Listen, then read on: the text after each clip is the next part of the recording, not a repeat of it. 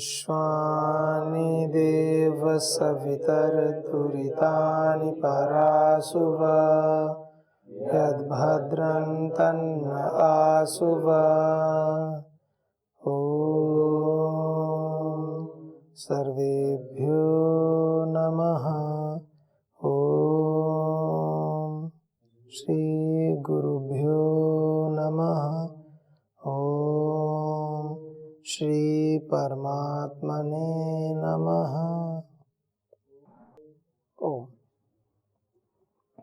ओम शांति शांति शांति। ऐसा कहते हैं इस संस्कृति में जो तत्व समाहित है, माने हम अपने प्रकार से अपने स्तर से बहुत अधिक कार्य ना भी कर पाए तो प्रार्थनाओं के माध्यम से भी हम शांति की प्रार्थना करते हैं। वैसे तो शांति का पूरा मंत्र ही है ओम देहो शांति अंतरिक्षम शांति, लेकिन सूक्ष्मता से कह देते हैं ओम शांति ही शांति ही शांति। ओम शांति ही जल में शांति, ओम शांति थल में शांति, ओम शांति नभ में शांति। जल थल नभ जो बड़ी बड़ी शक्तियां हैं, जो बड़ी बड़ी ताकतें हैं, सब शांत रहे जब तक आवश्यक ना हो। आवश्यक का मतलब जो भी एक कालखंड है सृष्टि का, तो अकाल, जैसे कई बार अकाल मृत्यु हो जाती है, कुछ आपदाएं होती है, दैवीय आपदा बोल देते हैं उनको, तो वो ना आए उसके लिए, जो हमारे वश में नहीं है, जिन पर हमारा कोई नियंत्रण नहीं है, उसके लिए ईश्वर से प्रार्थना करते हैं कि हे प्रभु आप इनको शांत करें। जल में शांति मतलब जैसे सुनामी आता है, बड़े बड़े तूफान वंडर आते हैं। थल में अर्थक्वेक्स आते हैं, भूकंप आ जाते हैं। हम कुछ कर नहीं सकते ना, हमारे नियंत्रण में नहीं है। हालांकि अंततः देखा जाए तो मनुष्य भी कहीं ना कहीं तो कारण है ही। खनन कर रहे हैं, खुदाई कर रहे हैं, अनावश्यक पहाड़ों में बम लगा लगा करके फोड़ रहे हैं, बहुत चीजें हैं। फिर उसमें अलग अलग पक्ष आते हैं कि फिर विकास कार्य तो प्रभावित हो जाएंगे, ऐसे होगा वैसे होगा, बहुत सारी चीजें। और नभ में कैसे, इतना वायु प्रदूषण है, इतना सब कुछ किया हुआ है। कहते हैं ओजोन परत है वो भी डैमेज हो जाती है जब इतना प्रदूषण करते हैं, तो उसमें भी छेद हो गया। तो ये सब क्या है, हम कहते हैं शांति। हे प्रभु शांति बनाए रखें। तो परमात्मा कोई शांति को बिगाड़ते हैं क्या? हम ही बिगाड़ते हैं। तो अंततः जो प्रार्थनाएं भी हम करते हैं ना, ये भी एक विशेष बात है। कोई सोचता हो कि हम प्रार्थनाएं करते हैं, लोक की प्रार्थनाएं और ईश्वर से की हुई प्रार्थनाओं में अंतर होता है। लोक में हम कोई प्रार्थना कर सकते हैं किसी को प्रसन्न करने के लिए, अपने कार्य की सिद्धि के लिए किसी को प्रसन्न करना, उसको प्रसन्नता होती है कि हाँ देखो ये अच्छा व्यक्ति है और इसने मेरी प्रसन्नता की है। जिसकी प्रसन्नता, जिसकी बड़ाई, जिसकी खुशामद कर रहा है, उसके हृदय में उसके प्रति एक अलग भाव उत्पन्न हो जाएगा और वह व्यक्ति स्वयं को विशेष मानने लगेगा कि मैं विशेष हूं, मेरी बड़ाई हो रही है। तो क्या परमात्मा अपनी बड़ाई सुनने के इच्छुक है ना? फिर आप कहेंगे कि वेदों में इतनी स्तुतियां भरी पड़ी हैं परमात्मा की, अथेश्वर स्तुति प्रार्थना उपासना। स्तुति किस लिए, फिर प्रार्थना किस लिए, उपासना किस लिए? जब ईश्वर तो कुछ चाहते नहीं हमसे। भाई जो सर्व नियंता है, सर्वरक्षक है, सर्वशक्तिमान है, वो क्या चाहेगा? तुम्हारी ज्योति से रोशन है सूरज चांद और तारे, महान अंधेर है कैसे तुझे दीपक दिखाऊं मैं। भुजाएं हैं न गर्दन है न सीना है न पेशानी, तुम हो निर्लेप नारायण कहाँ चंदन लगाऊं मैं। करें किस तौर आवाहन कि तुम मौजूद हो हर जगह, निरादर है बुलाने को अगर घंटी बजाऊं। ऐसे ऐसे बनाई है पंक्तियां। मतलब बुलाऊं कैसे, हर जगह मौजूद तो हो। जब हर जगह मौजूद हो तो बुलाने का मतलब ही क्या है? और जब निराकार परमात्मा है, हर जगह मौजूद है, सर्वत्र सत्ता है, अति सूक्ष्म है, तो मनुष्य की तरह तो है नहीं कि शरीर है, भुजाएं हैं, तो चंदन कहाँ लगाओ, माथा ही नहीं है, ऐसे कहा। और इतने सर्व प्रकाशक हो, सर्व के प्रकाश करने वाले हो, इतने दीप्यमान हो, दीपक से क्या दिखाओगे आपके सामने? ऐसे एक भक्त के भाव है मन के। कोई दीपक जलाने को मना नहीं कर रहे इस भजन में, कोई सोचे कि ये तो खंडन कर रहे हैं, ऐसा नहीं, भाव है भक्त के, ईश्वर की महत्ता प्रतिपादित कर रहे हैं, उसके यथार्थ स्वरूप को बताया जा रहा है, ये कह रहे हैं। तो जब ऐसा है वो, तो मनुष्य क्या कर सकता है उसमें? हमारी प्रसन्नता से ईश्वर प्रसन्न होते हैं, हमारे दुख से ईश्वर दुखी होते हैं, ये व्यवहार में बस थोड़ा बोल देते हैं। भगवान जी रहते हैं तटस्थ, एकदम शांत, ना तो आपके सुख से कोई मतलब, ना आपके दुख से कोई मतलब। किसी को चोट लग गई हो, किसी को सोचते ना भाई हम दुखी हैं तो प्रार्थना करते हैं, ऐसा मान लें कि भगवान जी को हमारे दुख से कोई मतलब ही नहीं है या हमारे सुख से कोई मतलब ही नहीं है, तो एक मन में निराशा का भाव आ जाएगा। कोई व्यक्ति बेचारा दुखी है और भगवान की प्रार्थना करता है और सोचे कि भगवान को तो हमारे दुख से कोई मतलब ही नहीं है। जैसे घर में कोई बड़ा भाई हो और छोटा भाई रोता रहे बैठा हुआ, वो उसके सामने बैठा है, उसको उसके दुख से कोई मतलब ही ना हो, छोटा भाई क्या सोचेगा, कैसा बड़ा भाई है, इसको कोई फर्क नहीं पड़ रहा, मैं इतना रो रहा हूँ। तो ये समझने की बात है वो किस प्रकार से तटस्थ है ईश्वर। वो ऐसा नहीं कि उठ भाई ने आया उठ के आंख से आंसू पहुंच दे, परमात्मा ऐसे नहीं आएंगे। वो ज्ञान के कारण से, ज्ञानात रीते न मुक्ति, ज्ञान पूर्वक आते हैं। और आपको एक यंत्र दिया हुआ उसको बुलाने का। जैसे मैं पेन ले लूं कोई या पुस्तक ले लूं और मैं कहूं कि इसमें करंट लगा के बिजली के तार की ये जल जाए, ये नहीं जल सकती ना, बल्ब जल सकता है। परमात्मा सब जगह प्रकाशित नहीं हो सकता ना इस सृष्टि में, इस समष्टि में, इस सृष्टि में परमात्मा सब जगह प्रकाशित नहीं हो सकता। अपने नियम है उसके बने हुए। ईश्वर तो नियम स्वरूप है। सबसे पहले तो नियमों का पालन परमात्मा स्वयं अपने ऊपर करते हैं। किस व्यक्ति की बात हम समाज में अधिक मानते हैं? जो आचरणशील हो। परम श्रद्धेय श्री स्वामी जी महाराज, परम श्रद्धेय श्री आचार्य श्री, पूरा पुरुषार्थ हर समय करते रहते हैं, तभी तो पुरुषार्थ की प्रेरणा देते हैं। लोग करते हैं, मानते हैं, और वो यदि ना करें पुरुषार्थ, बैठ जाएं, बस ऐसे उपदेश देते रहेंगे, ऐसा करो ऐसे करो। हालांकि इतना कर चुके हैं, वो ऐसा भी करें तो भी समाज उनको स्वीकार करेगा। आज की जो वर्तमान की स्थिति है, क्योंकि किसी भी महापुरुष के हम जीवन को देखते हैं, 10 या 12 वर्ष बस जो पीक टाइम होता है कार्य करने का, जो उच्चतम समय है, जो सीमा है उनकी 10 या 12 वर्ष रही है।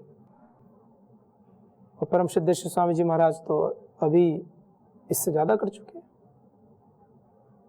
25-30 वर्षों से तो बड़े तरीके से कर रहे हैं, बड़े स्तर पर। उससे पहले भी कर रहे हैं, और अभी तो शुरुआत ही मानो एक तरह से। जो इतिहासकार हैं, जो चिंतनशील पुरुष हैं, वही तो यूं बोलते हैं कि पतंजलि योगपीठ तो अभी अपनी शैशवावस्था में है, इसका विस्तार तो होना बाकी है, कि अभी तो बचपन है इसका। बचपन में इतना है तो बड़े होकर क्या होगा, सोचो। तो बात कहने की ये है कि आचरण से सिखाते हैं वो अपने।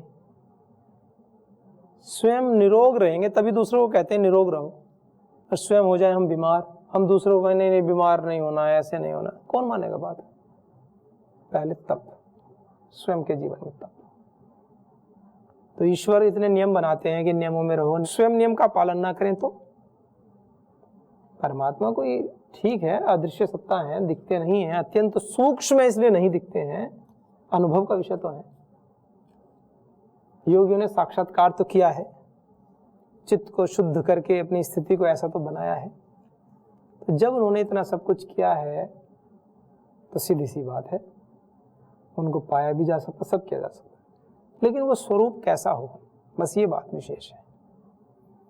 परमात्मा को और हमारा जो संबंध है ना, अलग है। सृष्टि के कण कण में ठसाठस भरा हुआ तो है, पर हर जगह प्रकाशित होगा क्या? दिव्य दृष्टि कैसे आएगी? सर्वम खलु इदम ब्रह्म कैसे करोगे? कह तो देते, लेकिन जो अपने होते हैं उनके प्रति हमारा व्यवहार बहुत अच्छा होता है, जो दूसरे होते हैं उनके प्रति एक अलग ही होता है। अपनों के लिए तो व्यक्ति सब कुछ कर देता है और पड़ोसी के लिए तो कुछ भी नहीं करता, हल्का फुल्का कर दे, उसकी बात नहीं है। लेकिन जो परिवार वाली बात कही गई, सर्वम खलु इदम ब्रह्म, जब भगवान है सारे के सारे, तो फिर तो भगवान के लिए जो अधिक से अधिक किया जाना चाहिए वो करना चाहिए। कुछ करते भी हैं, योगपीठ तो उदाहरण है इसका। 100% चैरिटी, मानवता के कल्याण के लिए सारे कार्य हो रहे हैं। तो ईश्वर जो है, जो उसका स्वरूप है, वो आकर हमारे गले लग कर के और बेटा चुप हो जा वाला बात नहीं है, ऐसा विषय नहीं है। वो आते हैं, माँ के रूप में आते हैं, पिता के रूप में आते हैं, ऐसा बताते हैं। एक विषय बोल दिया जाता है कि सृष्टि में परमात्मा सब जगह नहीं है तो मौजूद फिजिकली तो माँ को बना दिया। अच्छा है, माँ को अपग्रेड किया गया, माँ के स्तर को बढ़ाया गया कि देखो माँ ईश्वर तुल्य होती है। ऐसे ईश्वर से तुल्यता का तो प्रश्न ही नहीं होता, साम्यता, उसके समानता का भी प्रश्न नहीं है, अधिकता का भी प्रश्न नहीं है। ईश्वर तो अलौकिक है, अलग ही है, अनंत है। तो बात कहने की ये है, फिर वो कैसे आते हैं, किस प्रकार हमारी मदद करते हैं, किस प्रकार, वो स्वरूप कौन सा है, वो कैसे प्रकाशित होते हैं। तो मनुष्य के जीवन में मनुष्य को प्रकाशित होने के लिए परमात्मा ने दिया आत्मा, बुद्धि, उसके माध्यम से प्रकाशित होंगे। आपको मेरी उंगली में प्रकाशित हो जाए, मेरे नाखून में प्रकाशित हो जाए, मेरे हाथ में प्रकाशित हो जाए, पूरे जीवन हाथ को देखकर ऐसे घूर घूर के मुझे परमात्मा के दर्शन होंगे, कुछ दर्शन नहीं होंगे। प्रकाशित होने की एक स्थान, एक जगह है, एक विशेष यंत्र दिया है आपको। इंद्रियों को संयमित करके मन के माध्यम से जब साधक बैठ जाता है तो शांत चित्त होकर के, संस्कारों को निर्मल करके, अपने अशुभ को मिटा करके, विकारों को हटा करके एकाग्र स्थिति में बैठ करके जब निरुद्ध स्थिति की ओर आगे बढ़ता है तो उसकी आत्मा में परमात्मा का प्रकाश होता है। ऐसे नहीं कहने लगे मेरे पैर के घुटने में प्रकाश हो जाए परमात्मा का, समझने की बात है। ईश्वर कहाँ, कैसे, तो विशेष चीजें हैं, यंत्र दिए, मेधा, ये बुद्धि दी है ना, इसीलिए दी। इसलिए मनुष्य को सर्वश्रेष्ठ क्यों कहा गया कि मनुष्य को मेधा दी और अन्यों को नहीं दी। आप कहेंगे हाथी में भी तो मेधा होती है, वो भी तो भोजन ही करता है, गाय में भी होती है, लेकिन भोग ही होनी है, जितनी आवश्यक है उतनी होती है, वो अपना विकास नहीं कर सकते। 1000 साल पहले के हाथी का बच्चा भी और आज के हाथी का बच्चे में भी अंतर नहीं है कोई, उसके ज्ञान की बात कह रहा हूं। जो सामान्य जीवनचर्या का ज्ञान है उतना ही उसको था, उतना ही इसको है। मनुष्य तो ज्ञान के चरम पर है। भौतिक ज्ञान की बात करो तो भौतिक ज्ञान के चरम पर, आध्यात्मिक ज्ञान की बात करो तो जो ऋषि महर्षि कार्य कर रहे हैं वो उसके चरम पर है। और हम में से प्रत्येक व्यक्ति उस चरम को प्राप्त कर सकता है, ये विशेष बात है। हाथी नहीं कर सकता, चाहे कितना ही उसको संध्या उपासना करा। वो एकाग्र चित्त होकर निरुद्ध अवस्था में बैठ करके नहीं प्राप्त कर सकता। भोग क्यों नहीं है ना, उसको वो सामर्थ्य ही नहीं दी है ना, मनुष्य को दी है, बहुत बड़ी सामर्थ्य दी है। तो ईश्वर से हम क्यों प्रार्थना करते हैं इस प्रकार की, सब शांत रहे, सब शांत रहेगा, पूरी समष्टि शांत रहेगी, कोई कष्ट किसी को नहीं होगा, तो सभी संवेदनाएं अच्छी रहेंगी, हमारी आध्यात्मिक उन्नति और बढ़ेगी। करुणा उत्पन्न होती है ना, जब हम अच्छे पथ पर चलते हैं तो हमारे हृदय में करुणा उत्पन्न होती है।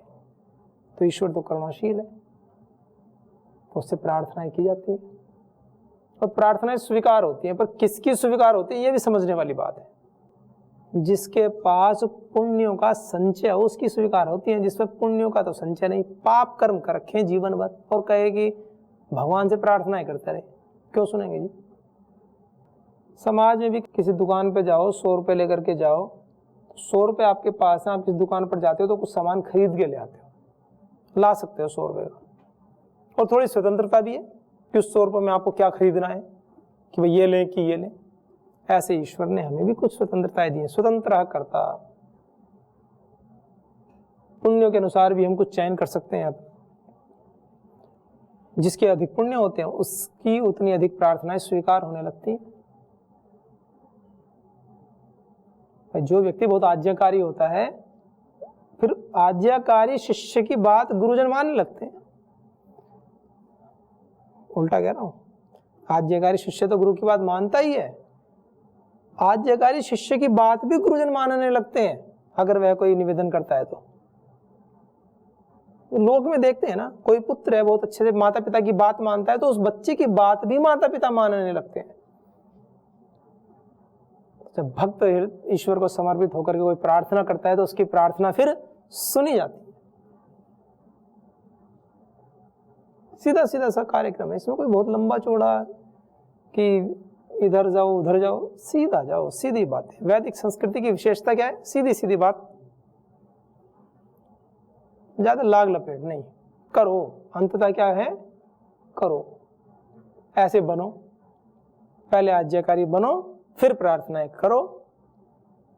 पहले आज्ञाकारी बनने के लिए पुरुषार्थ करो। पुरुषार्थ सेंटर में है, केंद्र में है पुरुषार्थ, आलस्य प्रमाद नहीं। तब हम शांति की प्रार्थना करें। तो आप कहेंगे कि अगर जो कोई ऐसा काम नहीं करता तो क्या वह प्रार्थना भी नहीं कर सकता? प्रार्थना तो करो भैया, कुछ नहीं कर सकते, प्रार्थना तो जरूर करो कम से कम। पर मैं ये बताना चाह रहा हूं, केवल प्रार्थना करने मात्र से चीजें नहीं सिद्ध होंगी, ये बात है। असली पुरुषार्थ भी करना पड़ेगा उसके साथ में, आनुषांगिक है। प्रार्थना के 10 नंबर तो पुरुषार्थ के हैं 90। ये कहना चाह रहा हूं, जो कुछ नहीं करते वो कम से कम प्रार्थना ही कर लो। जो असहाय हैं, शरीर से कुछ नहीं कर सकते, उनकी स्थिति ऐसी है वो कुछ कर ही नहीं सकते चाह करके भी, तो हृदय से वो प्रार्थनाएं तो दें, वो इतना तो कर लें। और जो सब कुछ कर सकते हैं वो भी केवल प्रार्थना ही करें, तो उनको तो चिंतनीय विषय। समर्थ व्यक्ति जो है वो अपनी सामर्थ्य का पूरा उपयोग ना करे, उसके लिए तो बाधा है।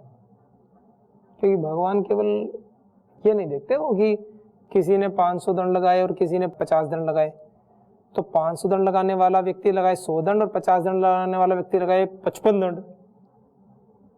तो भगवान ये भी तो देखेंगे कि भाई ये तो 500 लगा सकता था, इसने तो 100 ही लगाए, और ये 50 लगा सकता था, इसने 55 लगाए।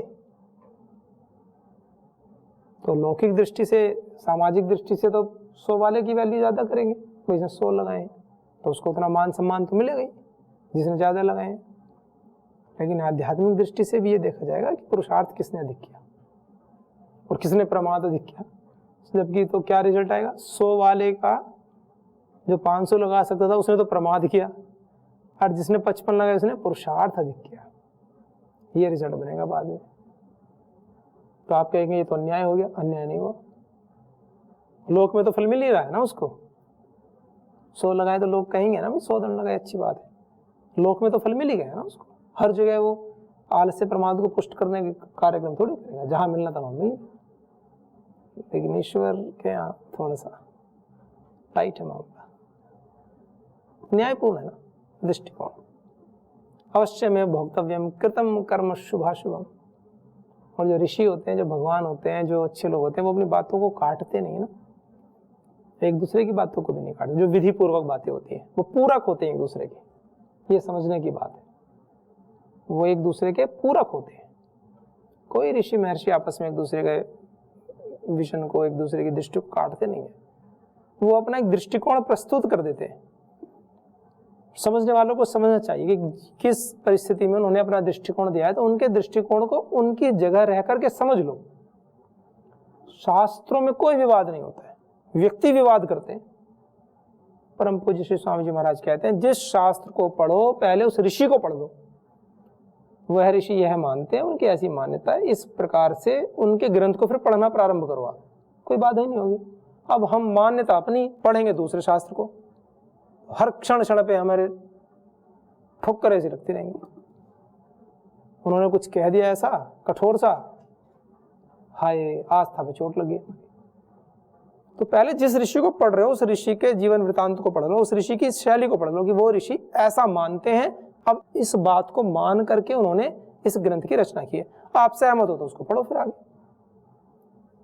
हम ऋषि ने इस प्रकार की धारणाओं को माना है, ये मान करके ऐसी रचना प्रस्तुत की है, अब पढ़ो, क्या आनंद आएगा। ऋषियों से जुड़ते चले जाओगे, उनकी भाषा में खो जाओगे, क्योंकि जो लेवल है ना एक, वो जुड़ता चला जा रहा है परंपरा से लगातार, क्रमशः धीरे धीरे धीरे। और जो वैदिक विधान है उसके लिए तो किसी ने निषेध किया ही नहीं। सबके लिए समान है वो। तो ये जो विषय है, तो इसलिए हम प्रार्थनाएं करते हैं, और जब प्रार्थनाएं करते हैं तो ईश्वर मदद भी करते हैं। तो जो प्रार्थनाएं किसकी पूरी होती है?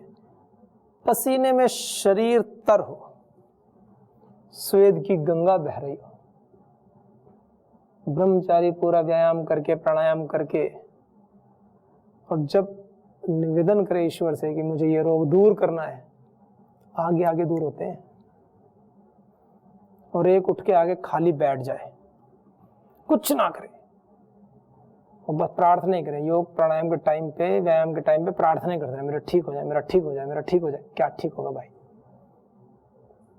जिह्वा को विशेष स्थान से प्रयत्न से टकराकर शब्द निकालने से क्या ठीक होगा? वाणी ठीक हो जाएगी थोड़ी बहुत, इतनी है, रोग तो ठीक नहीं होंगे। तो पुरुषार्थ पूर्वक प्रार्थनाएं सुनी जाती है, ये बताना चाहूं। कुछ के मन में डाउट होता नहीं, हम तो बहुत प्रार्थना करते हैं, ईश्वर से शिकायत होती है। ईश्वर शिकायत का विषय नहीं है, खुद से करो कि हमारे करने में कोई कमी तो नहीं रह गई, तब होता। तो ये कहा उन्होंने। तो फिर जब भेजा, अग्नि जी गए यक्ष के पास, यक्ष ने पूछा हाँ क्या कर सकते हो? तो उन्होंने एक तिनका रख दिया अग्नि के पास में, कर लो इसको। अग्नि ने कहा ना कि मैं तो जात वेदा हूं और मैं अग्नि हूं, और कहा ना पीछे सर्वम दहेयम यदिदम पृथिव्यामिति, अब पृथ्वी में जितना भी है मैं सब दहन कर सकता हूँ, जला सकता हूँ। तो यक्ष तो ब्रह्म के साक्षात रूप में थे।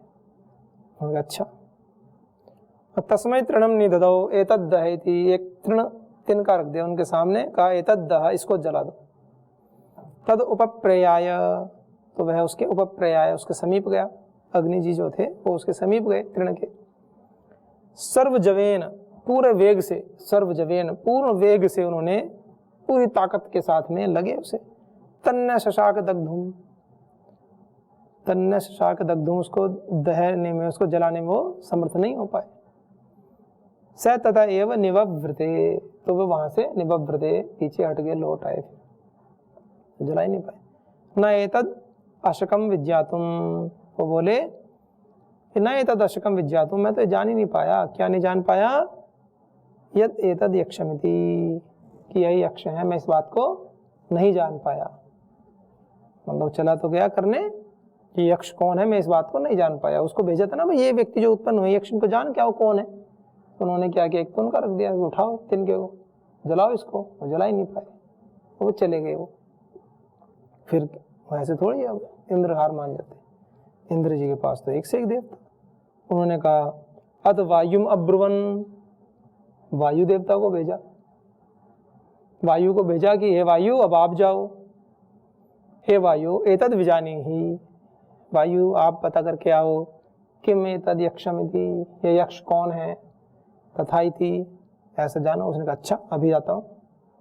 कहते ना आप जाओ, जैसे रावण की सभा में अंगद जी को भेजा, कहा कौन जाएगा, तो अंगद जी ने कहा अच्छा मैं जाता हूँ। कहा कि आप अभी छोटे हो, मत जाओ, राजकुमार हो। हनुमान जी को भेज देंगे, तो कहा कि हनुमान जी बार बार जाएंगे तो उनको लगेगा एक ही वीर है, जबकि हमारी सेना में तो एक से एक वीर है। देव, क्षत्रिय, वानर और राक्षस, 4 जातियां थी उस समय, मुख्य रूप से देव, क्षत्रिय, वानर और राक्षस। ये जो इधर के जितने भी ये मतलब जो एरिया था, ये लंका के आसपास का नीचे वाला एरिया जितना भी था, वो सब कुछ राक्षस एरिया था। जो ये द्वीप के होते हैं, अंडमान निकोबार हुआ, और ये सब जो समुद्र के आसपास के तट के क्षेत्र थे, वहाँ राक्षस जाति का नाम था, ऐसे व्यक्ति रहते थे। और उसके बीच में इधर आगे थोड़ी सी क्षत्रिय हो गई, ये सब अयोध्या आदि का, और ये एरिया था बीच का। और ऐसे ऊपर देवता, ये देवभूमि में हम रह रहे हैं, देवलोग जो पहाड़ों पे शांत वातावरण में रहकर साधना को ध्यान देते थे, तो ऐसे, और उसी में ये अपना, तो इस प्रकार की परंपरा इन्होंने चलाई। ऐसे वानर जो पहाड़ी क्षेत्र पर रह करके अपना इधर उधर किष्किंधा आदि और इस साइड में जो थे, तो एक सेना वानर जैसे देखते होंगे आप, कभी पहाड़ी क्षेत्र के व्यक्ति होते, थोड़ा सा उसके संरचना में हल्का सा अंतर आता है। तो इस प्रकार से एक विषय था, तो ज्ञानपूर्वक विषय है। अब हमने क्या क्या बना दिया अपने महापुरुषों को, ये भी बड़ा चिंतनीय विषय, बड़ा दुख होता है देख करके। चलिए ज्ञान बढ़ाएं हम सभी अपना, अपने साहित्यों में, अपने ऋषियों के प्रति, अपनी संस्कृति के प्रति हम ना कर पाएँ जो अपने बच्चों को तो सिखाएं कम से कम, ताकि वो आगे चलकर अपनी जो भी वैदिक संस्कृति है, यज्ञीय संस्कृति है, इसको अपनाएं, इसको आगे बढ़ाएं। आइए सभी के जीवन में शुभ का आधान हो। इन्हीं शुभ भावों के साथ आज के अंक को विराम देते हैं।